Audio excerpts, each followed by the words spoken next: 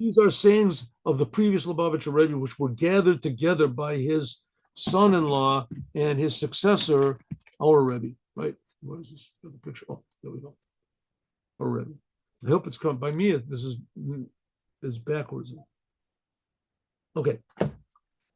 Intellect and emotion are two separate worlds. Intellect is cold and calm. Emotion is dynamic and impetuous.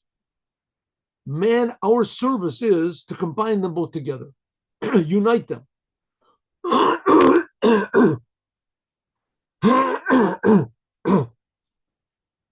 Then our, how do you say, dynamic impetuousness, or whatever it is, our, what's a better word for impetuous? Impetuous means you don't think. That's what it's supposed to be. You do it just, how do you say? Anyway, uncontrolled emotions become transformed into controlled emotions, a longing for what is good, a longing for revelation of truth. And intellect now becomes not cold anymore, but it's your guide in life on how to get excited, what to get excited about. And so it's supposed to be that they're not two separate worlds. Ideally, Torah is supposed to unite them so that the Torah, which is intellect, teaches you to love God with all of your heart, with all of your soul, with all of your might. How are you going to love God? You have to think about and understand what God is. And the more you understand, the more you realize how good God is, how close God is. So your mind, therefore, directs your emotions. That's the idea of Chabad Hasidut. So that you become excited, really excited about this formerly intellectual thing, which is serving God. Suddenly, God becomes very, very, very real and very valuable. But your mind then can inspires your emotions. Oh, that's today's Yom. Let's do tomorrow's, and then story. We're gonna have a story. No. What's this? What's going on over here? 1 second, something happened.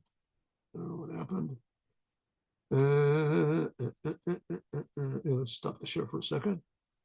Oh, there we go. Let's go back and reshare.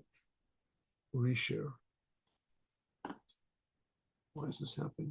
Okay, here we go. Good. Now we have tomorrow.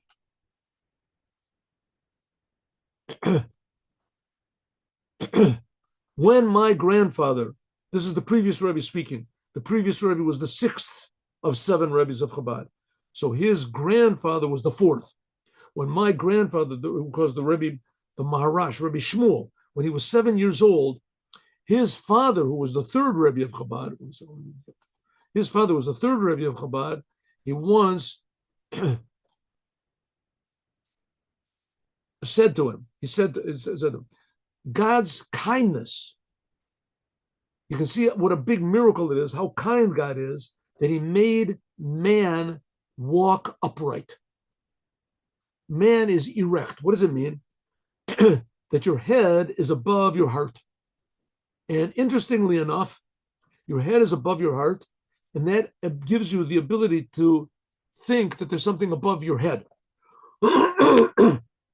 And you can look up, you can walk correctly, but even though you're walking on the earth, but you can turn your head up and you have a desire to see the heavens, which is not so with animals. Animals, their head and their heart is on the same level, so you'd think it would be easier for them to lift up their head, right? They're not looking straight. Their eyes are like sort of on the top, but they don't. All they see is the earth. All they look at is the earth. So the essence of man doesn't make any difference what type of man is, that he has a feeling there's something above him. Something above him. And animals don't have that feeling. That's a tremendous kindness of God. Now, story.